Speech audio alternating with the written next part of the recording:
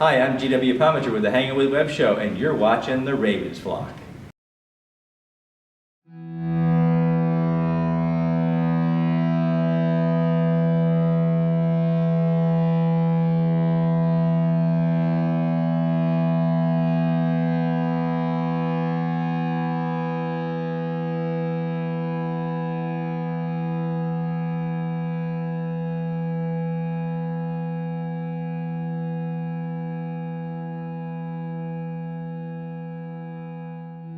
I'm trusting you to segue one. All right, fine.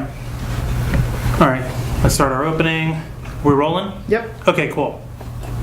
All right. Sean, give me a cue. All right. 3, 2, 1.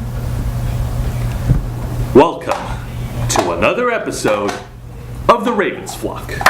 Thank you for that. You're welcome. You're quite welcome. You're quite welcome. Happy to be here. Yes, indeed. Thank you all for tuning in. Thank you very much. Today, like this time around, was actually mine, not our, first experience of a new MegaCon that opened in Tampa Bay. Well, to quickly sum it up, you know, they had there's a MegaCon that's in Orlando. It's been around for who knows how many years. Then Canada happened to it. They decided to branch out and hey, let's throw one in Tampa Bay. So how about that? Which is held at the same place as MegaCon, Tampa Convention Center. I went there for a day, you know, because that's my rule of thumb. If it's my first time going to a con, you know, I go there for a day to check it out. And don't take my word for it. Watch the montage video.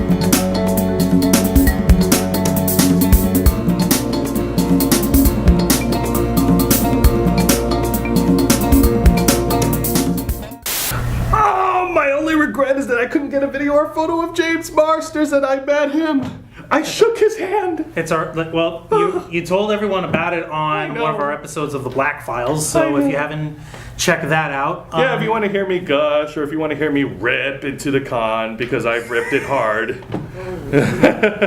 like, I don't know if you got. Did you get the chance to check out that episode of the podcast yet, Jeanette? No, I haven't. You see, I have no interest in MegaCon after last year when they said there would be no game room. Oh god. Well, you I made it funny. I made it funny when I ripped it. I'll check it out then. Like, Okay. Yes. As should you. Yes. So Cheap plugs. plugs. All right. Moving on. I'm gonna have pictures of base plugs for phone chargers now. All right, but yeah, it seemed like it would have been all right, but we definitely expected more out of MegaCon Tampa. Hopefully they'll listen and they'll try and expand it a little better next year. Who knows? But the cosplays were awesome.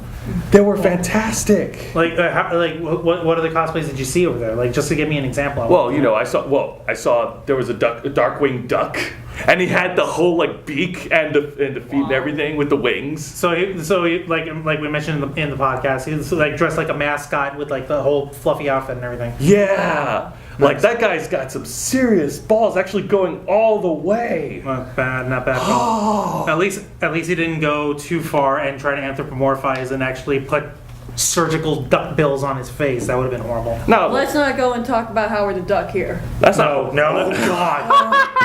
Christ, no. No. You have to wonder, though, when it comes to folks who cosplay, ourselves included. Nice going, Jeanette. The moment you mentioned Howard the Duck, even the camera can't handle that level of stupidity. It's not stupidity, it's horror.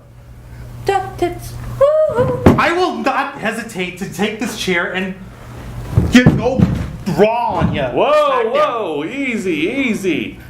Okay. That's insane. No, okay. No, we need it's to. okay. It's okay. We can forgive Jeanette for being a quack up. Are you A real alright? quack up artist. Yes. Are you okay? Don't ruffle my feathers, okay? Do you need a hug? No, I don't need a hug. Okay, I'm sorry. You know what we need to do? What?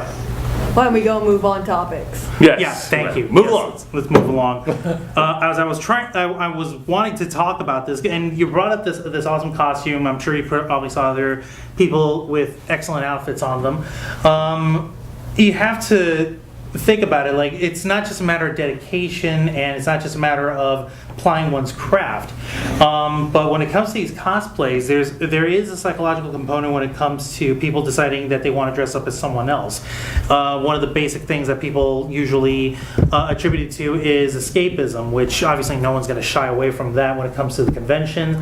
Cons have always been designed to be not just an exposition for merchandise and for guests and events that you won't be able to see anywhere else, but it's also advertised as an escape from the real world. It's entertainment. It's a way of enjoying yourself, and of course, cosplaying has that level of escapism built into it.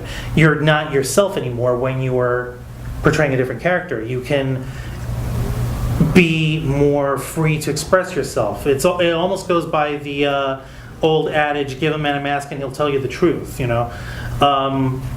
if when you're cosplaying to someone else, you can use that to express yourself a little more. Sometimes folks use it under the guise of, I'm just playing the character, but on the other hand,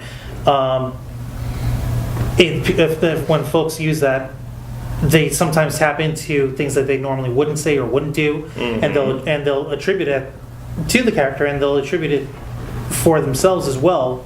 No one's ever going to own up to it, but it's people's way of keeping from feeling ostracized socially or whatever for having a wild or crazy opinion. It's sort of like internet anonymity. It's but it's analog. It's in the real world. No. So you have a level of that going on with it too. Take for example one of the most popular cosplays that people like to run around in, Deadpool. Whoop whoop. Yep. The merc with a mouth. Everyone knows that this character had been written and has evolved in fandom as someone who has zero filter, as someone who has no shame in what they say or do, and they're going to just blurt it out, and they're going to do so in a manner that is not, you wouldn't expect it from anybody with a dose of sanity. Most folks just use that just as a way of like having fun and just goofing off as a character, but you have guys who dress up as Deadpool for the sake of trying to be an asshole and get away with it. You know what I mean? Like I don't know if you've had a situation like that at a convention, Jeanette, or if you know anyone who's actually does stuff like that at a con. I've seen quite a few times. You'll have Kakashi cosplayers who go around doing the butt thing.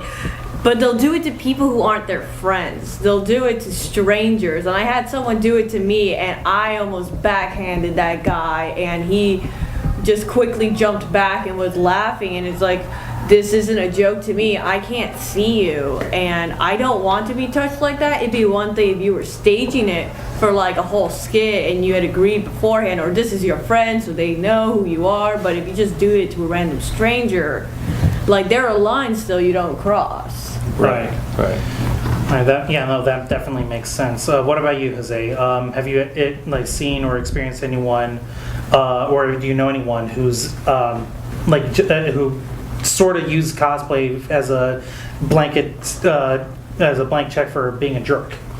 Yeah, I have noticed it in a few instances where I've seen cosplayers get into their character, and they try to use their character as a smokescreen so that they could get away with certain antics.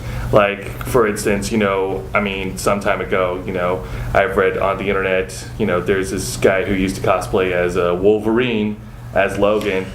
And, okay, I think we know who you're talking about. Yeah. Let me sum it up. Basically, apart from whatever else you've read about this guy, like I've seen him before. Like, he goes to these cons dressed up as Wolverine. He owns the character. I'll give him credit for that one. He literally called himself James Logan or James Howlett. Logan. Yeah. But then he uses it, to get away with so many antics. Like what? He acts like a jerk. He acted like a jerk to me when I met him, and I was just trying to, say hi to him, but he just told me to fuck off. Wow. Yeah. Just like right there? Mm-hmm. Yeah, he told me to fuck off. Like what, with cigar in mouth, claws out, fuck off or whatever? What? No. He was just saying yeah, fuck off. Oh, God. Mm-hmm. So it's not even entertaining. No, it's not even funny. It's just him being a prick. Like, you would probably say, hey, great outfit or something. Yeah, I know, and it really doesn't, it's just stupid. It's ridiculous, but that's pretty bad. Thankfully, on the other hand, folks who do genuinely use cosplaying just for having fun, actually, there's some folks who have like social anxiety and stuff, and dressing up as a different character actually helps them out. If I may include a story. Yes, go ahead. I have a little sister, and she is cognitively delayed. And one thing she loves so much are Disney princesses. I took her to MegaCon one time because I was put on babysitting duty and I really wanted to go still. So my mom agreed that as long as I watched her, we could all go to the convention. I was really nervous about how other people would treat her because of her condition, and I was worried about how she was going to take in being surrounded by so many people. But the moment that she saw Cinderella, her favorite princess, her eyes lit up and she ran to her and was like, my name's Cindy too. And she just had so much fun, and I took so many pictures of her with the princesses, and it did my heart so good because no one treated her any differently than any other little girl. Oh, that's cool. That's badass. And that's when people get into character and they do the right thing by being into character. They show themselves off as the princess they are or the hero that they are. Yeah, that's cool. That's good. I have a similar experience when I cosplayed as Soren from My Little Pony, one of the Wonderbolts. I just feel a little bit more positive, a little more high spirited, in a good way, not in a bigotry way, but no, whenever I'm around other cosplayers, I see them, I just smile. I had somebody bring in apple pie, I get into character, I'm like, oh man, apple pie! Oh, it's because that's like what his favorite thing? Or? Yeah, it's his favorite thing. It's a reference from one of the episodes. All right, but cool. yeah. And I also get that same feeling, whenever I cosplay as, I'll say it right now, when I cosplay as Lucas Lee, yeah, I get into his character, and we all know Lucas Lee. He's a jerk, he's a movie star. It's been a while since you've done Lucas Lee, though. But I show a little bit of my positive side by like showing off the skateboard, and I get a whole bunch of people signing it. That's cool. Yeah, I remember that. We still have the skateboard hung up in there. It is my holy grail. Nice. But this time around, like, you did get to talk to other folks at the convention at MegaCon Tampa Bay. Absolutely. And you know what? Here's your chance to see what they have to say. All right, fantastic. We're here at MegaCon Tampa Bay, and I'm with Spidey and Black Cats. So, how's it hanging there, Spidey? Enjoy it, embrace it, man. This year's your homecoming. Whoops. Good to be back. Right. But no, for real though, this topic is cosplay psychology, and my question to both of you is, how do you both feel how cosplay has impacted on your own mental health? Like, how do you feel? Like, how does it make you guys feel? Well, it's made me a lot more self-confident.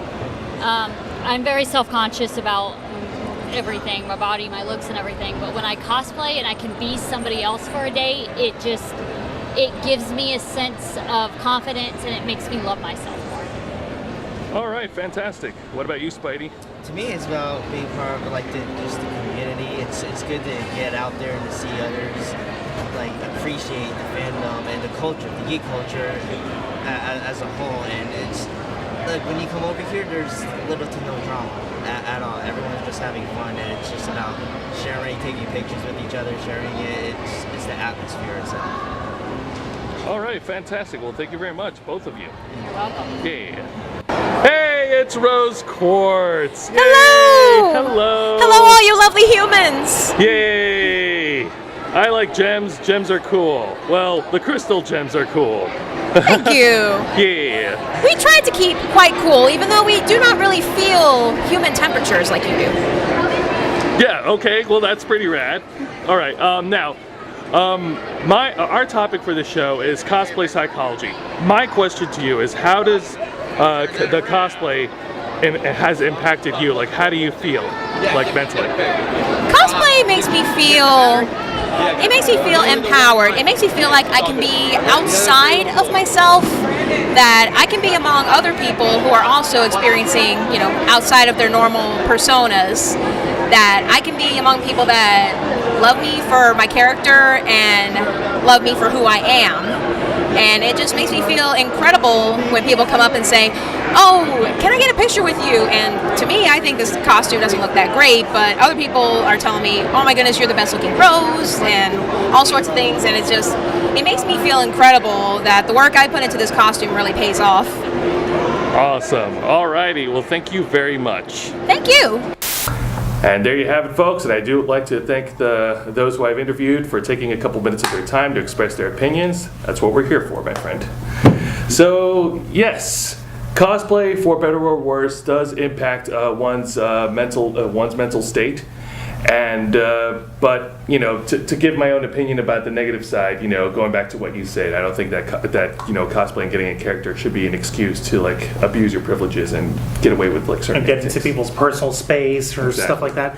It is insane. But people will try to excuse for the sake of, oh, I'm just a character, chill out or whatever. No, but on the other hand, like Jeanette pointed out, when you're playing a character and if it's someone who's actually got like more positive personality traits, and if you're bringing that out and you're sharing that with more people, that's all right. That's not a problem, as long as you're not like invading people's personal space or doing anything inappropriate to them or like at them or whatever. So like, we're not therapists, we're not psychologists. I don't have a degree on anything, but I can safely say, we're all a little wacky for wanting to dress up and play pretend, but at least as long as we can remember that as long as we're playing and we're not trying to act it out in real life or try to drag our own issues out into it in the form of being a character from something else, it's perfectly fine to continue cosplaying and all, as long as everyone's respectful and as long as everyone's having a good time on that. And we also have to keep in mind kids, youngsters and kids, they also go to these conventions, so that when we're in cosplay, when we're around them, we have a responsibility to set an example. Right, exactly. Yeah, I got nothing else to say. Anything? No? I just really enjoyed cosplaying. What got me into cosplaying first was it felt like Halloween any time of the year. Yeah. And I love that so much. It also helped me get over some of my stage fright when it came to speaking to new people. Because I wasn't talking to some stranger. I was talking to like Sora from Kingdom Hearts. Yeah. I was talking to Sephiroth, and that was really cool to me. That's awesome. That's cool. See, and that, like I said, cosplay can help out. So Cosplay can help, get into the character, enjoy it, embrace it. Be very careful about what antics you may consider, and just remember, you're around other people. You set a good example, they'll follow too. Well, ladies and gentlemen, continue to follow us on our 3 shows here on the Ravens Flock, on Los Amigos Play, and on the Black Files on the following social links below. Yep, we're just magically going to put them on there.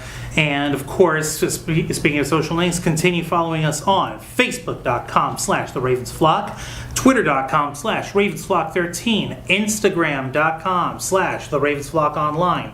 And like we mentioned in every episode, if you're watching us already on YouTube.com/Casabona. Hit subscribe, tell your friends, watch all our videos. Get our view count up, please. We want to be the cool kids. Absolutely. Now, as far as plugins goes, we also want to encourage you to go and subscribe to the Hangin' With Web Show. Look them up on YouTube. Look them up on Facebook. The host is GW. He's a really good guy, and be sure to follow his episodes, follow his segments. Take us out. Very well. Thanks for tuning in. We are the Ravens Flock, and we are out.